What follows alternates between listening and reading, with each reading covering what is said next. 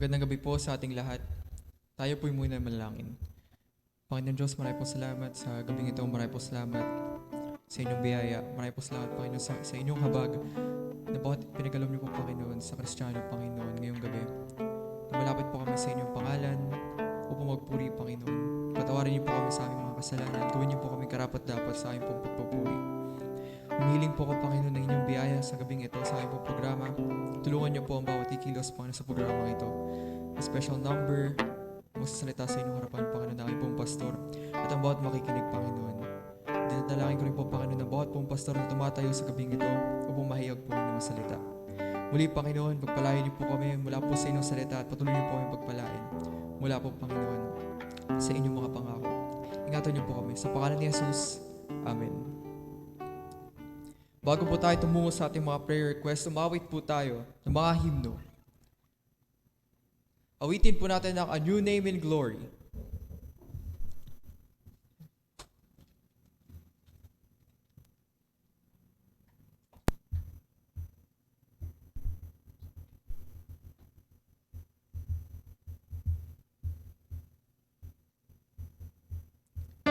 A New Name in Glory.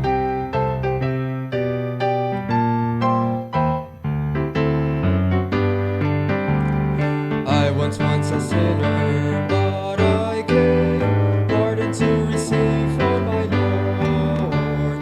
This was freely given, and I found that He always kept His word. There's a new name written down in glory, and it's mine, oh yes, it's mine. And the white-robed angels sing the story, a sinner has come home. For there's a new name written down in glory, and it's mine, oh yes, it's mine. With my sins forgiven, I am bound for heaven, nevermore to roam. I was only kneeling at the cross, fearing out with God's angry frown. When the heavens opened and I saw that my name was written down. There's a new name written down in glory, and it's mine, oh yes, it's mine. And the white-robed angels sing the story, a sinner has come home. For there's a new name written down in glory, and it's mine, oh yes, it's mine. With my sins forgiven, I am bound for heaven, evermore to roam. Verse number 3. In the book is written, saved by grace, oh the joy that came to my soul. Now I am forgiven, and I know by the blood I am made whole. There's a new name written down in glory, and it's mine, oh yes, it's mine. And the white-robed angels sing the story, a sinner has come home. For there's a new name written down in glory, and it's mine, oh yes, it's mine. With my sins forgiven, I am bound for heaven, evermore to roam. Awitin naman po natin ang Victory in Jesus.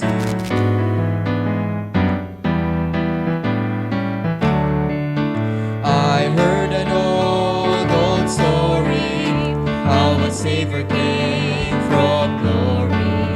Now He gave His life at Calvary to save a wretch like me. I heard about His groaning, of His precious blood's atoning, and I repented of my sins and won the victory. Chorus. Oh, victory in Jesus.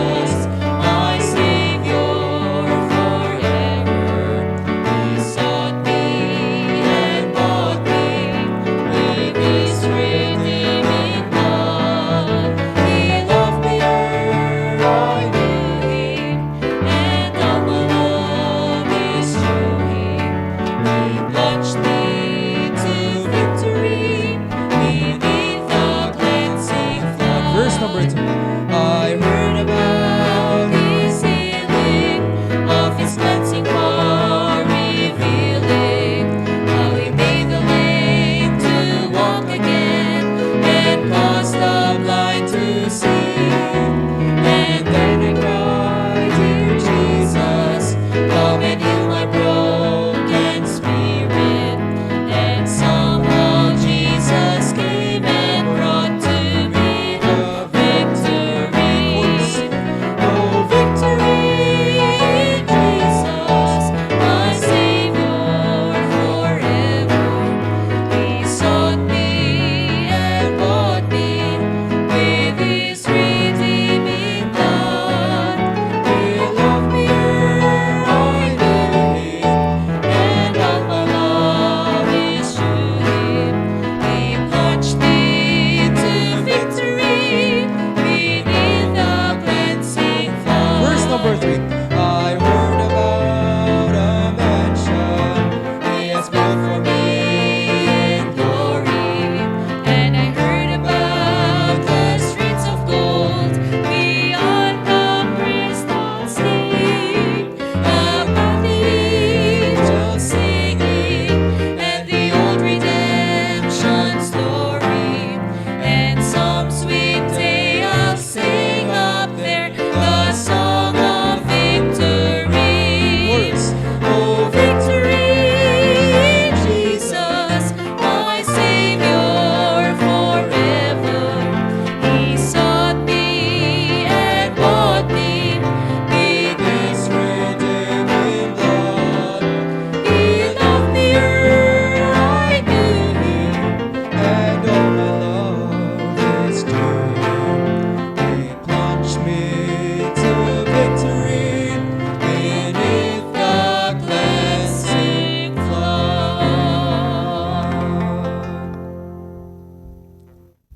Tayo naman po tumungo sa ating mga prayer request.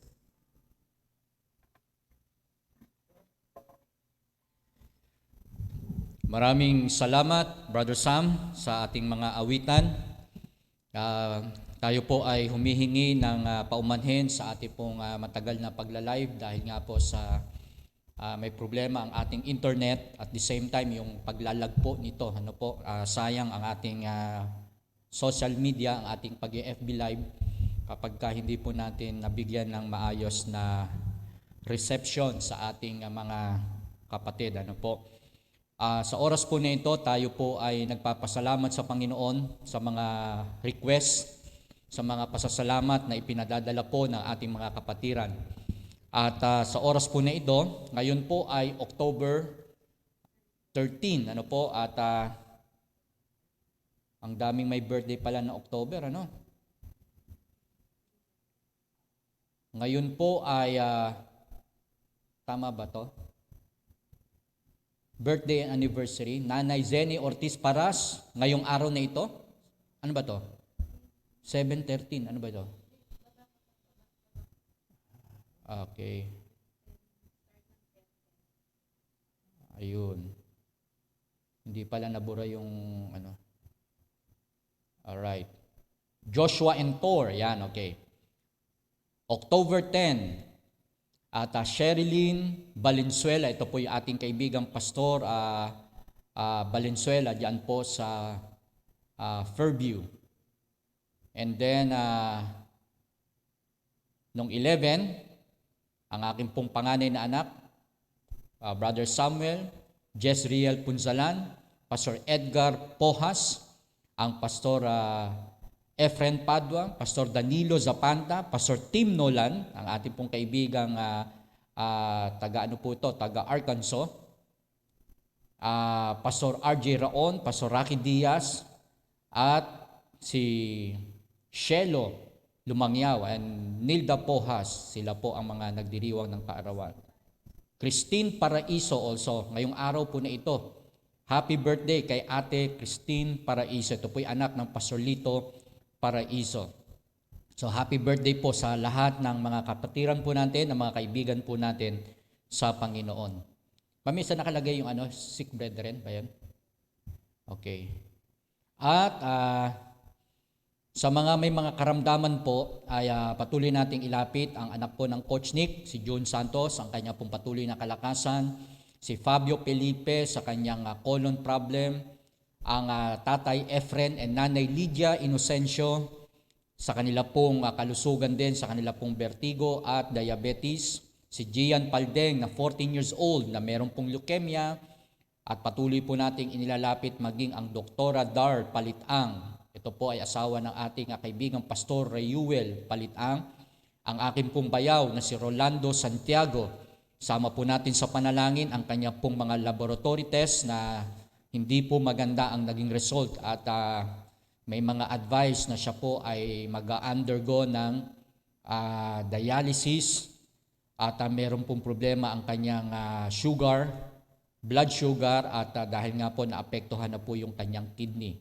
Pag-pray po natin si Binda Belen na meron pong breast cancer, si Precious Bigonia na meron din pong leukemia, at ang Nanay Lourdes, ang kanya pong anak na si Odon, yung kaibigan po niya na na-diagnose po na merong stage 4 cancer. Ito po ay 4 na taong gulang. Ano ba itong cancer kaya na ito? Palaman nga po natin kung ano po ang karamdaman po ng 4 years old na bata na ito. Nanay Lourdes, Nanay Nene, Nati Balyon, okay? Ito po ay galing kay Ma'am Dang, Sister Dang. Meron pong sick and still recovering from sickness.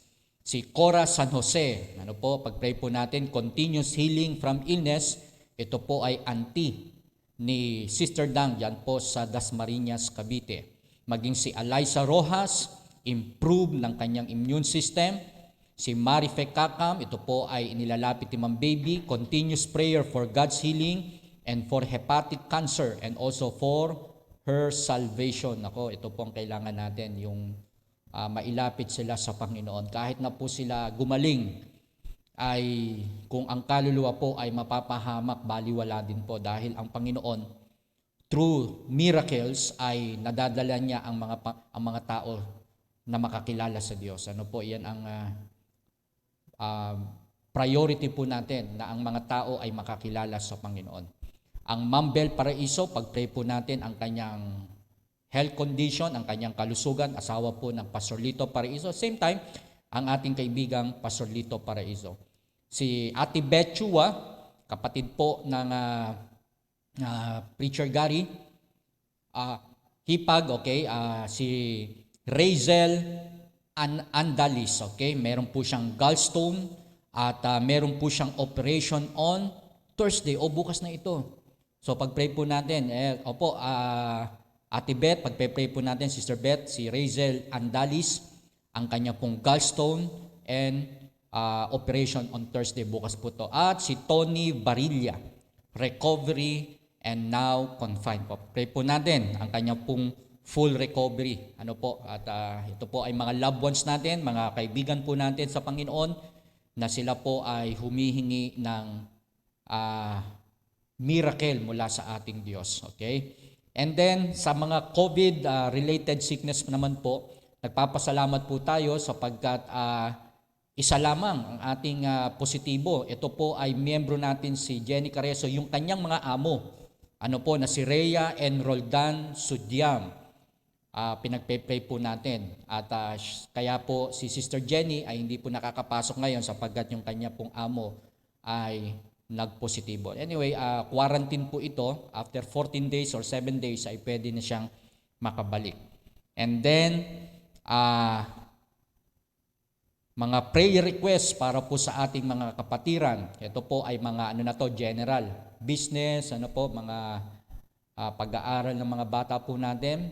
Ang GFM Philippines, mula po kay Ma'am Dang, Ma'am Joyce, and Ma'am Kay, ang GFM Philippines, ang business po opportunity, maging ang Kids Read na preparasyong ginagawa po ng Preacher Jabez and Preacher Lester.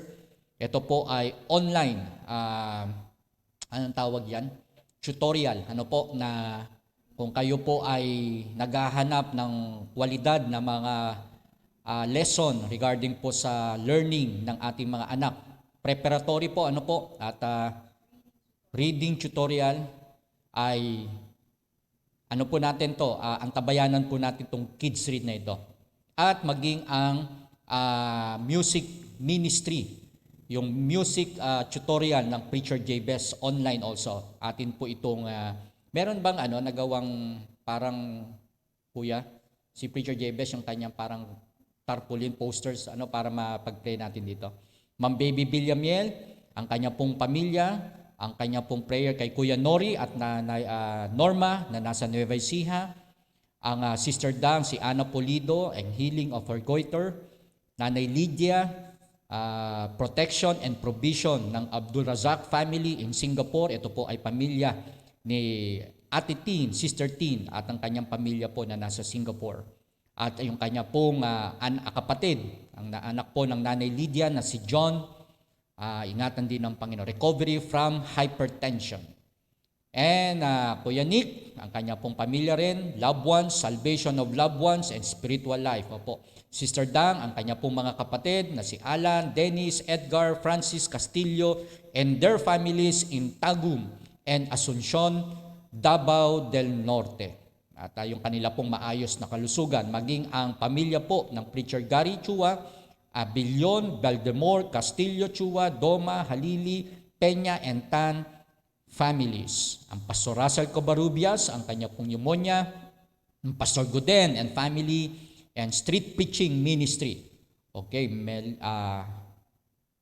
ang ating pong kaibigan na taga Bisaya, And then, ang ate Carlota de Guzman, Mami Carlota, ang kanya pong kaligtasan, ang kanyang loved ones, good health sa kanilang pagtitinda. And then, Sister Lilith Rojas and her family, especially Eliza Rojas, improve health and protection from sickness.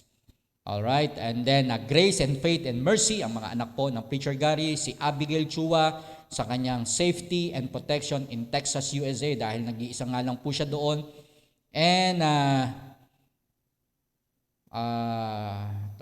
Nanay Amihan Yabut, ang kanya pong uric acid, pag-pray po natin na mawala na ito.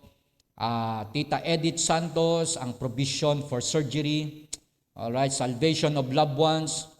Salamat, Preacher. And then, Maximo family, maging ang gawain po ng Pastor Cornelio Datur sa darating po na October 30, ang kanila pong World Missions Conference. And then, pag-pray din po natin ang Sister Sheila, ang kanyang pamilya, ang Diaz, Villamiel, Engracia, Kiben, Katakian family, Atibonan, Quezon, and San Pedro, Villamiel, Ubin families in Alberta, Canada, and Saria Yabut families in Marikina and Cavite. Yan. At sama rin po natin sa panalangin ang Ate Percy, ang kanyang kasagutan sa kanyang heart's desire. Meron po siyang heart's desire. And then Sister Weng Fausto, si Shanti, si Kyle, and Heart Fausto, knowledge and wisdom po sa kanilang mga pag-aaral. Salamat po, Sister Weng Fausto or Rowena Fausto. And Ma'am Joyce, ang aming pong mga anak, si Kuya Sam, Sister Milka, and Brother Sean, po sa kanilang pag-aaral. Si Sherilyn naman po, ang kanyang pong mga anak, ang kanyang may asawa. Si Alex, start na ang kanyang second sem in college. Si Rafael, si Rosh, sa wisdom sa pag-aaral. And si JB naman po, si Jane and her staff, and safety at work, and Christine para po sa kanyang bar exam. And then Sister Alexis, po sa October 20, ang kanya pong prelim. Pag-pray po natin ang wisdom ng Diyos. At this time, ay tutungo na po tayo sa mga elders naman natin. Ang mga elders po natin, ang Nanay LB, Tatay Efren, and Nanay Lydia Inocencio, Nanay Rosa Gutierrez, Ma'am Baby Villamiel, Nanay Lourdes Mercalesha, Tatay Ferdi, and Nanay Amiha, Uncle Isaac, and Auntie Jovita Digan, Nanay Doris Santos, Doris Esguerra, Tatay Tony, and Nanay Chideng Chua, Nanay Norma Castillo, ang aming ima po na sa Isabela, Zenny Paras, ang Coach Nick and Sister Lilia Santos, Ma'am Susan, kasama din po dito, ang Kuya Frank and Sister Percy Zapada, Nanay Evelyn Keke, Preacher Renado and Sister Esther Orhino, Preacher Pete Magat, Nanay Nati De La Paz, ang Ninang Linda Jesmundo, Tatay Sonny, and Nanay Insong Winnie, and Sister Helen Ortiz Paras. Kasama na ba sa citizen si ma? Okay? Ha? Nakasama dito sa elders. Nakasama. Okay, Nanay Fe Carpio, okay, kasama diyan din po ang mga auntie po ng Sister Dang, si Cora San Jose, Neng Gatdula, Luz Castillo, Noemi Muray, Lourdes Castillo, alright? And then Toto Castillo. Yan. So maraming salamat po at lahat po ng ating mga online services, sama po natin sila sa panalangin patuloy, ang kanila pong pagpapatuloy sa ating social media. Alright, kung meron pa po kayong mga pahabol, dito po sa Hardin ng Panalangin ay patuloy po nating pinagmiministeryuhan ang bawat inilalapit nyo po sa ating Panginoon. Bago po tayo magpatuloy at makinig po tayo ng mensahe ng Panginoon, ay pakinggan po muna natin ang tanging bilang.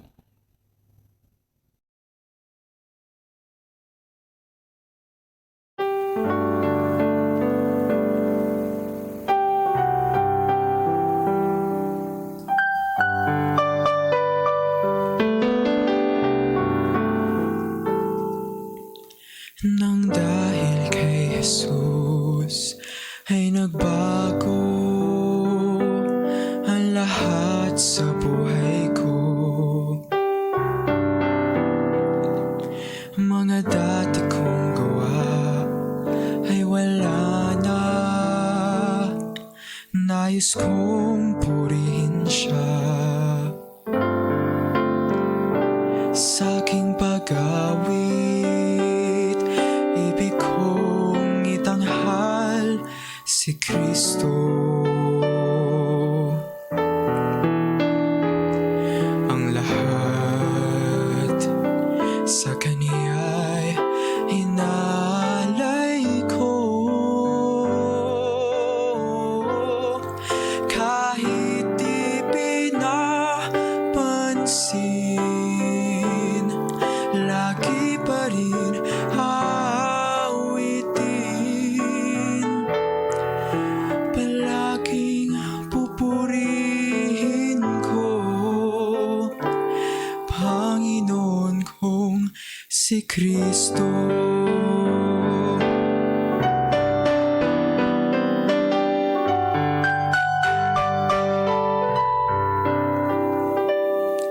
Nang dahil kay Jesus ay nagbago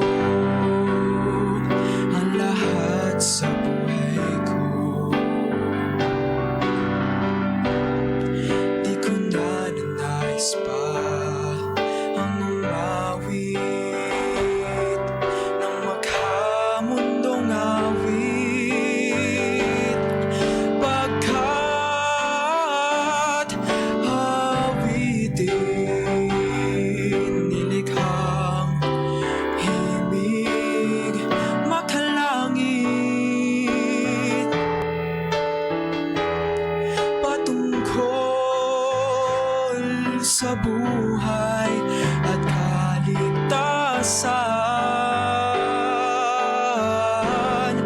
Kay Kristo ibibigay,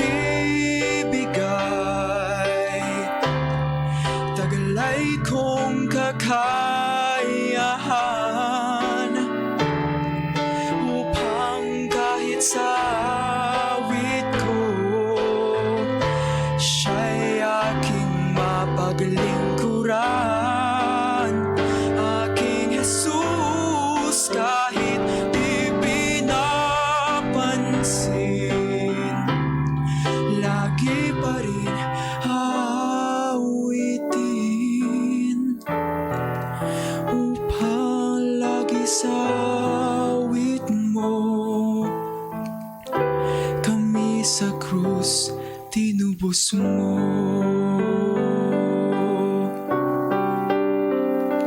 Kristo, Jesus. Kristo.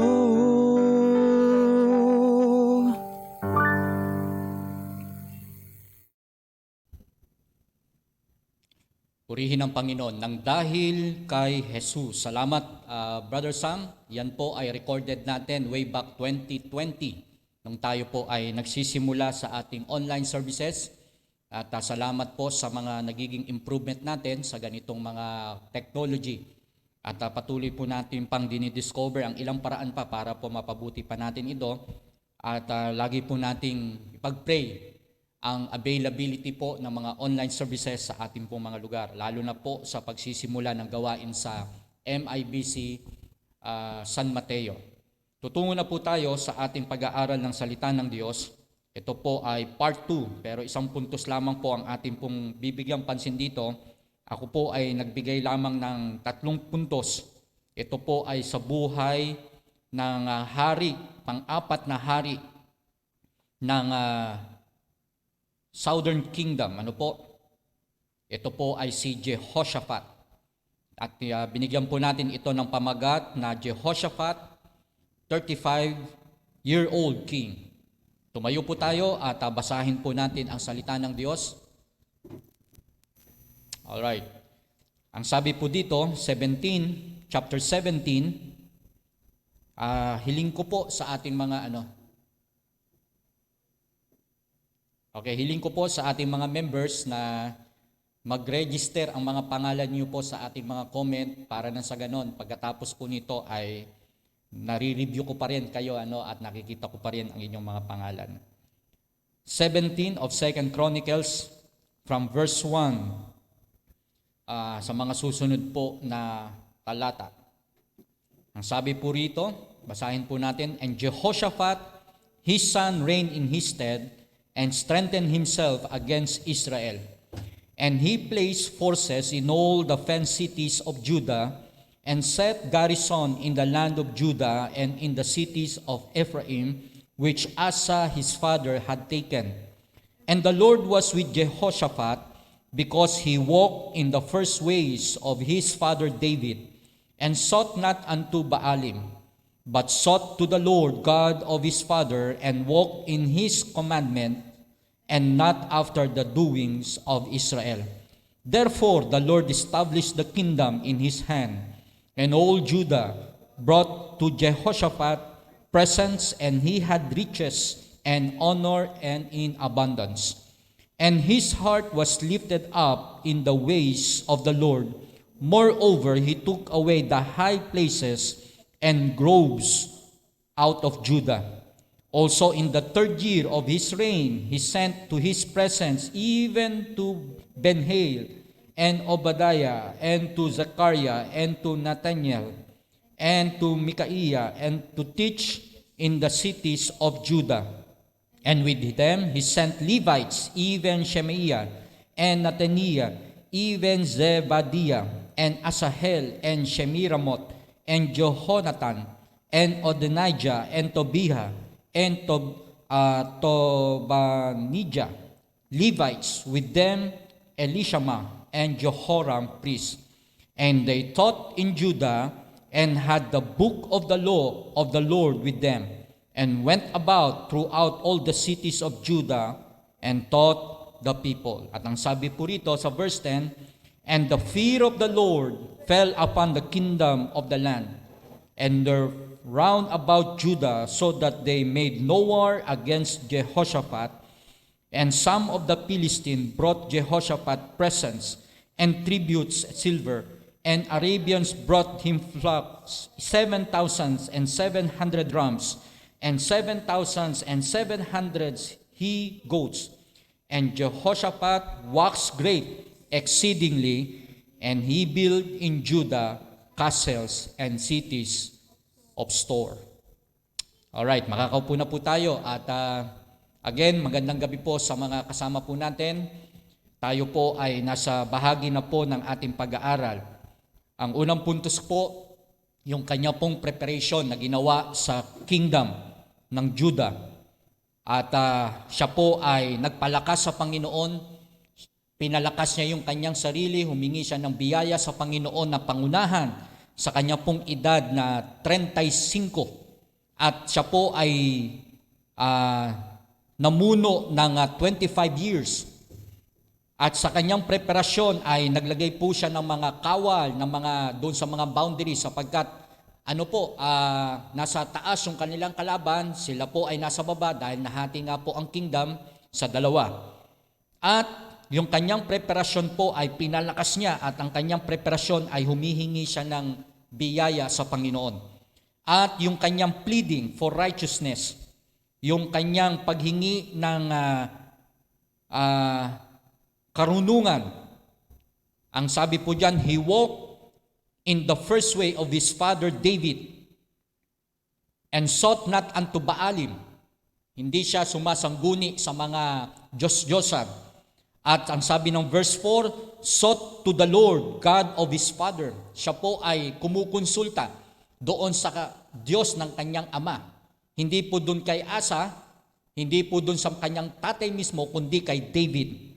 He walked in the ways of his father David, ang sabi po dyan. He sought the Lord God of his father David. Kaya po, nung makita niyang tagumpay si David, naging mahusay ang pamumuno ni David, siya po ay naging matagumpay. Ang sabi diyan, ang gusto niyang gayahin ay yung character, yung traits ng kanyang lolo na si David. He is pleading for righteousness at iyon ang gusto niyang naisin. Ayaw niya ng masama, ayaw niya ng maling panunungkulan, kundi yung matuwid na panunungkulan. At makita rin po natin yung program of education. Matapos niyang humingi ng kalakasan sa Panginoon at palakasin ang kingdom ng Judah at ang kanyang nagiging sinusundang yapak, yung kanyang sa kanyang lolo na si David. At ang sabi rito, naglagay din po siya ng programa pagdating po sa edukasyon. Nagpadala po siya ng mga princess to teach how to become a good fellow citizen doon po sa kanyang kingdom. At pagkatapos po niyan, ang sabi ng verse 9 ay verse 8, nagpadala ng mga Levites upang ituro naman ang mga palatuntunan pagdating po sa espiritual. Ang ganda po ng kanyang naging programa dito dahil binigyan siya ng kaalaman na hindi lamang sa kaisipan, kundi yung kaalaman pang-espiritual para po may pabor ang Diyos sa kanila. At ang sabi rito ng verse 9, they taught in Judah and had the book of the law of the Lord with them and went about through all the cities of Judah and taught the people. Tinuruan sila ng batas ng Diyos. Alam ni Jehoshaphat ang kahalagahan ng salita ng Panginoon.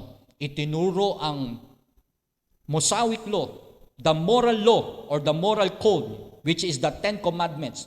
At marami pa pong mga utos ang binigay ng Panginoon sa kanila.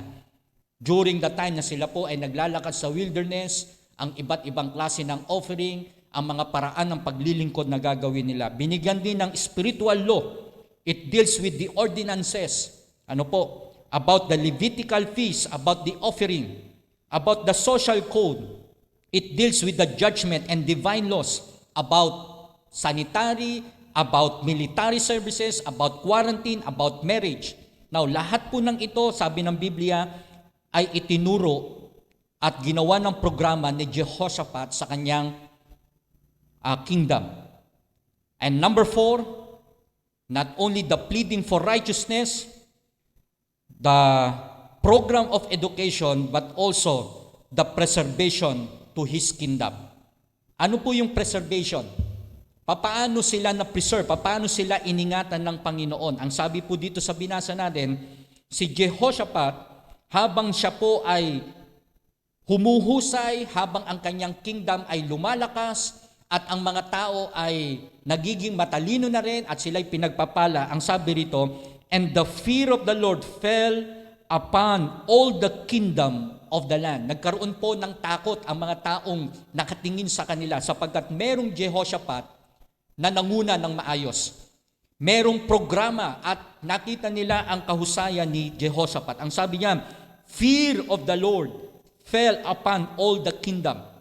Nagkaroon po ng takot that were round about Judah, so that they made no war against Jehoshaphat. So makita po natin dito yung preservation ng Panginoon sa buhay ni Jehoshaphat, sa buhay ng mga tao, sa buong bayan ng Juda. Bakit po? Dahil makita po natin na inuna nila ang Diyos. Okay? Hindi sila nagpatumpik-tumpik sa pagbabago. Hindi sila naging sunod-sunuran kung ano yung mali ay susundin nila. Hindi po. Sila po ay ginabayan ng mahusay na leader. At ang sabi po rito, yung kanilang kaaway na Philistine, bilhin niyo po ito po ay simula pa nung panahon ni David. Sa panahon pa lang ni Moses, meron na pong mga kaaway na Philistine. Until now, mga kapatid, yan naman po ay nakasulat na sa salita ng Panginoon na hindi magkakaroon talaga ng peace ang Palestine at ang Israel, ang Judah. Kailan lamang po ay naibalita ang tungkol po sa pag-atake ng Gaza, which is the Philistine. Mga Arabians po ito na they attack Israel at kailanman po ay hindi mananalo. At iyan naman po ay nakasulat sa salita ng Diyos na hindi talaga magkakaroon ng kapayapaan until hanggang sa huling-huling sandali ng buhay ng mundong ito. Now, ang ginawa ng Panginoon, yung mismong kaaway nila. Okay, at pag sinabi po natin Philistine, ano po yan? Maraming istorya sa Biblia. Ano po? Na mismong si David nakipaglaban kanino? Kay Goliath na Pilisteo. Okay, nang kinuha ang Ark of the Covenant, saan dinala ito? Sa bansa ng Pilisteo na merong mga princess. Saan itinabi? Sa Diyos-Diyosan ng mga Pilisteo na ang pangalan ay ano? Anong pangalan? Dagong. Pinagtabi, the Ark of the Covenant at yung kanilang Diyos-Diyosan. Kinabukasan, anong nakita nila doon sa Diyos-Diyosan? Nakasubsob. Tinayo uli nila, wala naman bumubuwal doon. And then, kinabukasan, nakita nila, nakasubsob na naman. Kinabukasan uli, tinayo na naman nila. Sa bandang huli, ano pong nakita nila? Nagkaputol-putol na yung katawan nung idols po na. Sapagkat talagang hindi po pwedeng pagtabihin ang Diyos-Diyosan ng mga Pilisteo at ang Diyos ng Israel. Even kahit na po yung mga tao ng Israel at ang tao ng mga Pilisteo, hindi po kailanman ito magkakaroon ng pagkakasundo.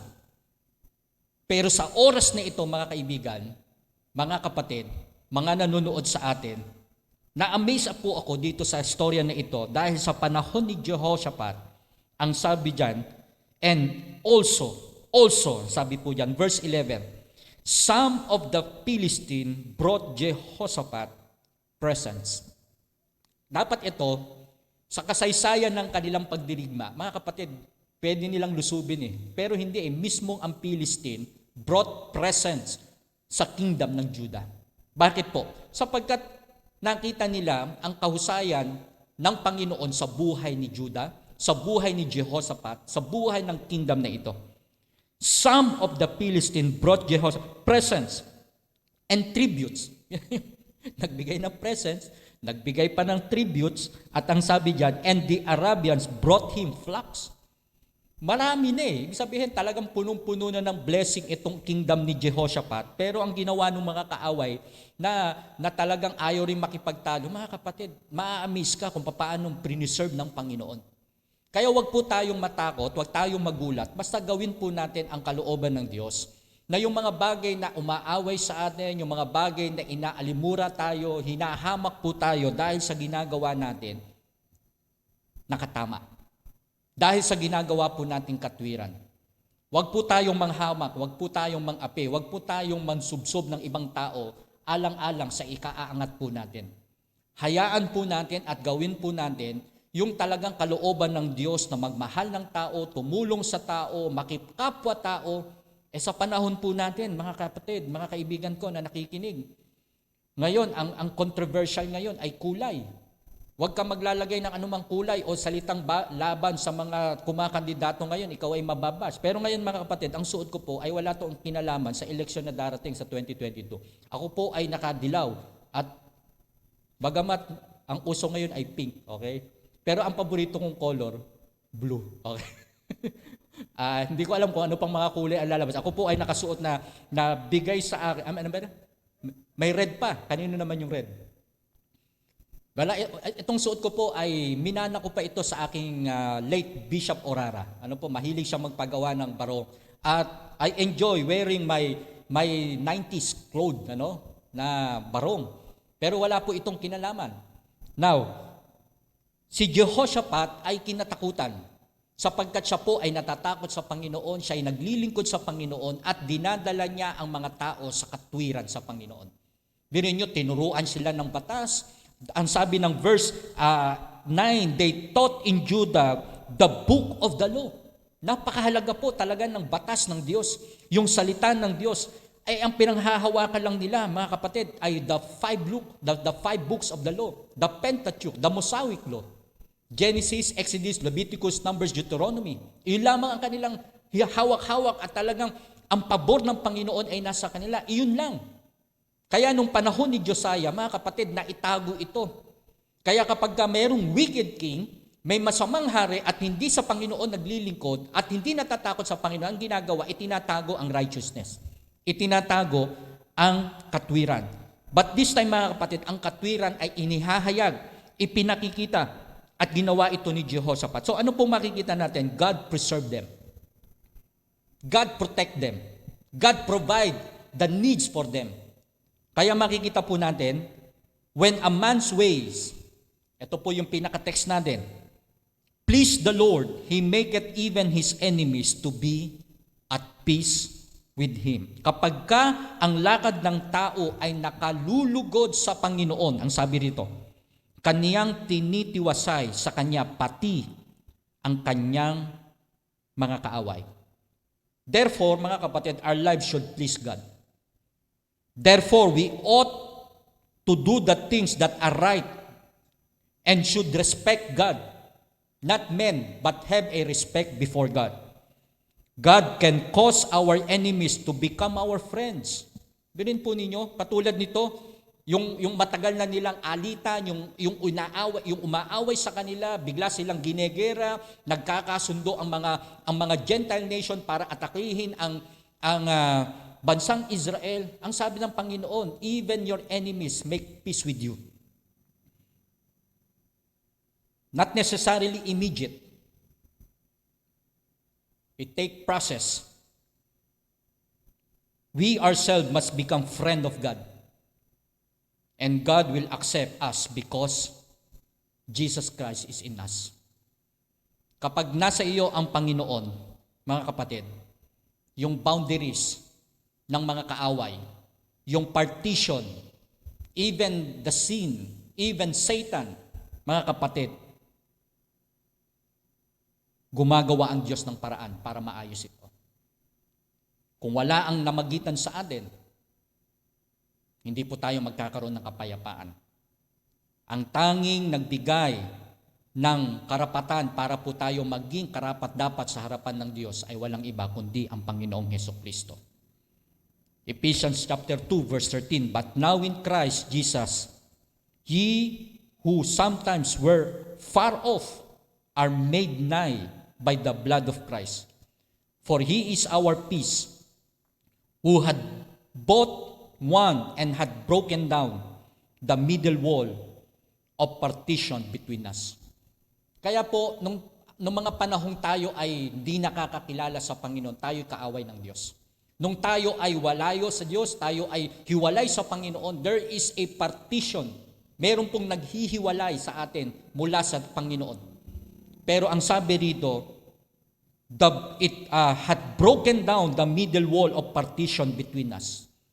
Kaya po kapag tayo ay naging karapat-dapat, tayo po ay pinaging-dapat ng Panginoon, pinipreserve na ng Diyos ang buhay po natin. So tatapusin na po natin ang mensahe, God preserve life kapag tayo po ay nagpatuloy sa Panginoon. Ang sabi po ng binasa natin, the fear of the Lord fell upon all the kingdom of the lands that were round about Judah, so that they made no war. Hindi sila nakipagdigma sa bayan ng Judah dahil kay Jehoshaphat. And some of the Philistines brought tributes, and the Arabians brought him flocks. Ang dami, Biro nyo, sabi rito, 7,700, 7,000, puro mga hayop ito, when it comes to business, when it comes sa kanilang pagkain, binigay po eh. Ang sabi, ang Jehoshaphat was great, exceedingly, and he built in Judah castle and cities of store. And he had much business in the cities of Judah, and the men of war, mighty men of Baylor, were in Jerusalem. So, makita po natin ang preservation at makita rin po natin ang prosperity in the time of Jehoshaphat. Jehoshaphat, the 35-year-old king. Salamat sa Panginoon sa mensaheng ito na binigay sa atin. Basta tayo po ay mabuhay na may kapayapaan, mabuhay tayo ng maayos sa harapan ng Diyos. Ang sabi ng Biblia, as much as possible, live peaceably with all men. Huwag po tayong gumawa ng paraan na tayo po ang gumaganti. Hayaan po natin na ang Diyos ang siyang nakikipaglaban po sa atin. Ang sabi ng Biblia, kapag tayo po ay gumagawa ng kabutihan, sa kabila ng tayo po ay ginagawa ng mali, naglalagay po tayo ng baga ng apoy sa kanilang ulo. Ano ibig sabihin nun? Napapahiya po sila. Nare-realize nila na mali yung kanilang ginagawa. May umaaway ba sa'yo? Meron bang nagbabanta sa'yo? Meron bang nagbabadyang panganib sa buhay mo, sa pamilya mo? Ang sabi ng Biblia, vengeance is mine, saith the Lord. Hayaan po natin ang Diyos ang gumawa.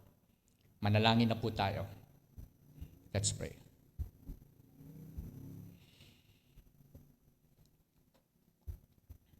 Dakilang Diyos na makapangyarihan sa lahat, purihin po ang inyong pangalan sa aming kalagitnaan.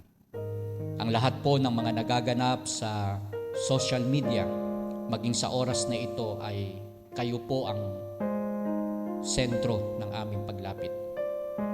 Hindi po para kami ay magpasikat, kami ang makilala. Hindi po para sabihin kami ay mahusay, kundi dahil may Diyos na dapat makilala ang tao, kundi ang aming Panginoong Hesus. Sa oras po na ito, dakilang Diyos, marami pong salamat sa mga kapatiran po namin, sa mga kaibigan po namin na nagdiwang po ng kanilang kaarawan. Maraming salamat po kay Joshua Entor, kay Sherilyn Valenzuela, sa aking anak na si Sam, kay Jezreel Punsalan, ang Pastor Edgar Pohas, Pastor Efren Padua, Pastor Danilo Zapanta, Pastor Tim Nolan, Pastor RJ Raon, Pastor Rocky Diaz, Sister Shelo Lumangyaw, Sister Nilda Pohas, si Yani Kamatoy, and Christine Paraiso. Maraming salamat po sa mga buhay na idinudugpong po nyo sa mga kaibigan po namin. Maraming salamat po sa mga blessing na tinatanggap po ng bawat isa. Maraming salamat po sa mga katugunan, katulad po ng kay Doc Bob Dailo, sa pamilya po ng Platon na aming ipinag-pray. Purihin ang iyong pangalan sapagkat sila po ay maayos na. Maging ang patuloy na recovery din po na kalakasang ibinibigay niyo po kay Pastor Greg Peralta. Salamat po sa inyong healing sa kanya. Maging kay Yen Uy Lua Madzarevic, ang successful ng kanya pong surgery. Maraming salamat po sa inyong pag-iingat. Maging kay Mami Carlota sa kanila pong blessing and provision. Maraming salamat po. Maging sa katatapos po na kaarawan ng aking panganay na anak. Lalapit ko rin dakilang Diyos ang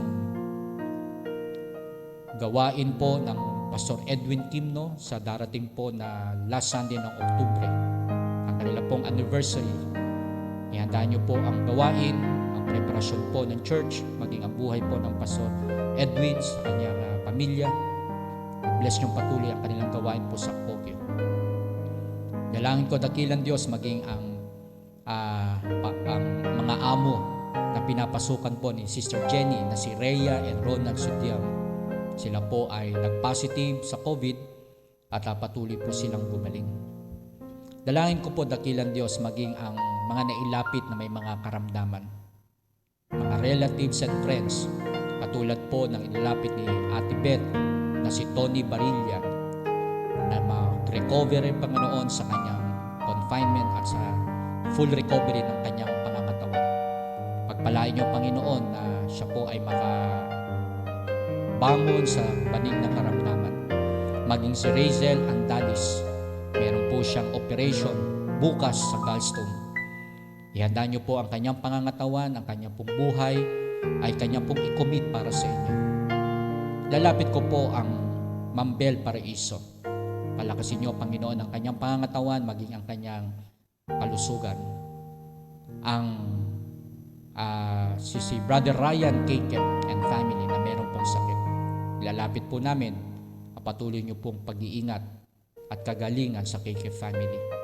Dalangin ko rin po, Panginoon, ang Nanay Lily Fernandez, ang procedure po ng paglalagay po ng prosthetic legs sa kanya pong katawan, ang kanila pong financial needs upang siya po ay makalakad na rin po ng maayos. Dalangin ko po ang si Marife Kakam, ang kanya pong hepatic cancer and also salvation at continuous sa kanya pong healing. Dalangin ko po si Eliza Rojas, ang kanya pong improved system. Si Cora San Jose, ang kanyang continuous healing from illness. Ito po ay taga Cavite, maging si Nati Balon, sa kanya pong pagre-recover sa kanyang sakit, at pagpalain niyo rin, Panginoon, ang kanilang pong finances. Ilalapit ko, dakilang Diyos, maging ang Nanay Lourdes, ang kanya pong anak na si Odon, yung kanya pong kaibigan na meron pong cancer, yung kanya pong anak na stage 4. Si Precious Brigonia na meron pong leukemia.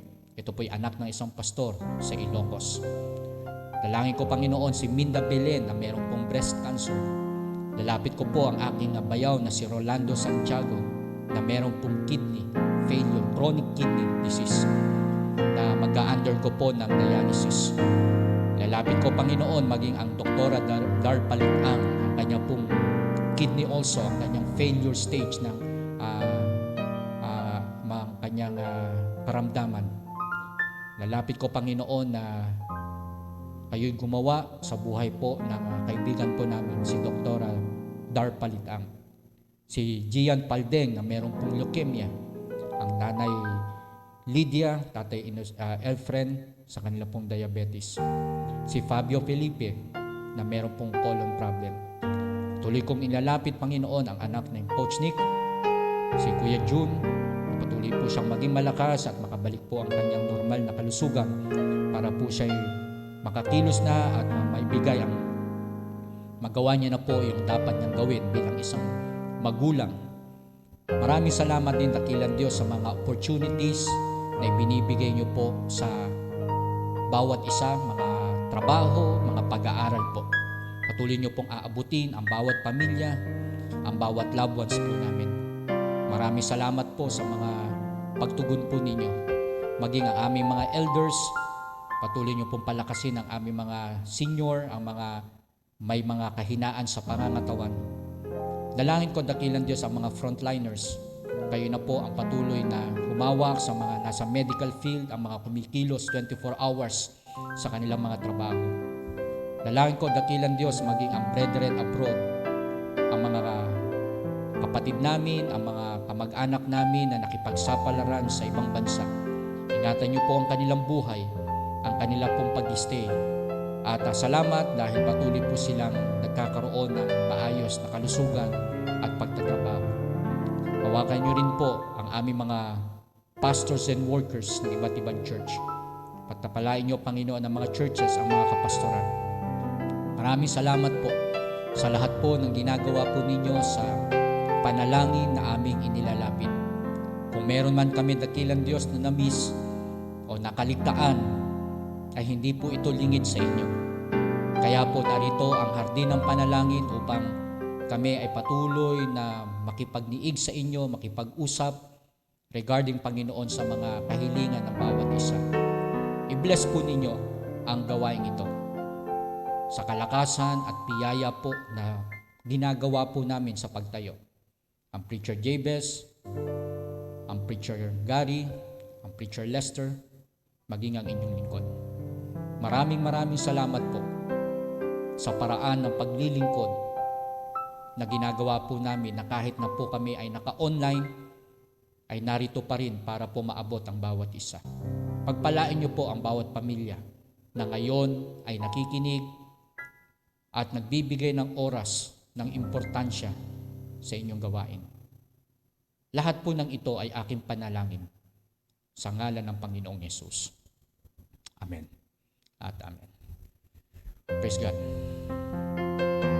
Tutungo na po tayo sa ating offering, sa ating tithes and offering. Ang tithes po ay ginagawa lamang po ng mga members po natin, Pero ang offering po ay kahit sino po pwede.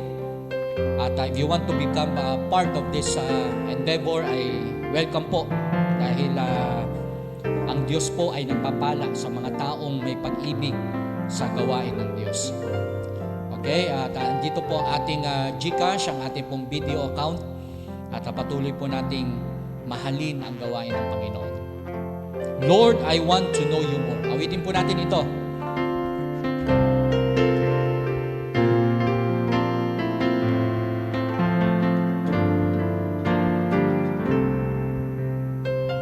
Ready, go. Just the time I feel my life being caught in the mire of sin. Just the time I feel my mind's been bought by worldly wealth. That's when the breeze begins to blow. I know the Spirit's gone, and the deadly wanderings just melt into His love. Chorus. Lord, I want to know you more. Deep within my soul, I want to know you. Oh, I want to know you, to feel your heart and know your mind. Looking in your eyes, tears up within me. Cries that say I want to know you. Oh, I want to know you more.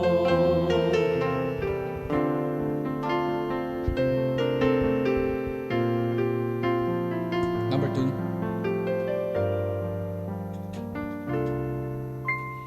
When my daily needs ordinarily lose life and soul, my heart begins to bleed sensitivity to His call.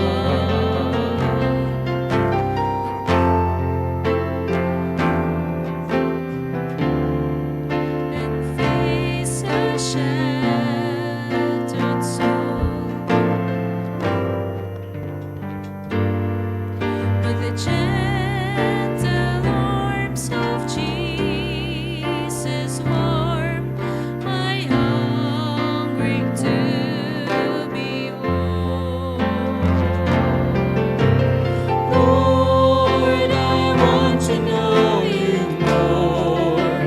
Deep within my soul, I want to know you. Oh, I want to know you, to feel your heart and know your mind. Looking in your eyes, tears up within me.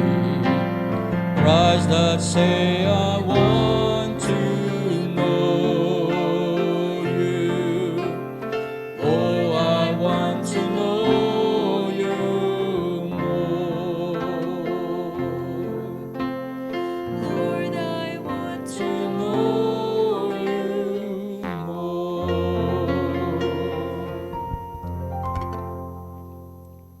Manalangin po tayo. Dakilang Diyos, marami pong salamat sa mga panalangin ito, maging sa mensahe po nyo na aming natanggap.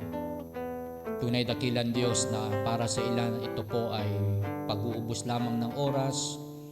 Ito po ay hindi ganon ka-importansya, hindi ganon ka-popular. Subalit lagi kayong nagagalak kapag may mga ganitong gawain na ang sentro ay kayo lamang. May mga pamilya, may mga individual na nagbibigay pansin para po maniwala at patuloy na manampalataya na may Diyos talagang dapat unahin. Maraming salamat po sa mga iniligtas po ninyo, sa mga nakakilala sa inyo, sa mga nananampalataya sa inyo, na kung wala kayo, Panginoon, ay wala rin po kami. Kung bakit kami may blessing, kung bakit kami may kalakasan, ay dahil po kayo ang nagmula nito. Kayo ang pinagmulan. Maraming salamat po dahil nagpapasalamat kami dahil kayo po ay laging nandyan para sa amin. I-bless po din nyo ang mga salaping malilikom, ang mga perang ito na siyang ibinabalik namin. Gawin nyo po mabangong samyo at gamitin pa sa maraming kaluluwa at maging sa pagtatayo po ng inyong gawain. Ang lahat po ng ito ay aking panalangin sa ngalan ng aming Panginoong Hesus. Amen. At amen. Alright. Pag-pray din po natin ang Ma'am Joyce, ang kanya pong tenga ay hindi rin po okay. Pray natin po at parang meron siyang nararamdamang pain. And then sama natin sa panalangin maging ang gawain po ng MIBC Silangan sa ating pong pag-akyat doon sa Sunday. Maging ang nalalapit po na preparasyon ng anniversary po ng church sa November po iyan. Pag-pray po natin, we just have a simple celebration, simple online. Mairaos lang po natin ang pagpapasalamat natin sa Panginoon. Okay? Maraming salamat po sa mga nakakasama natin.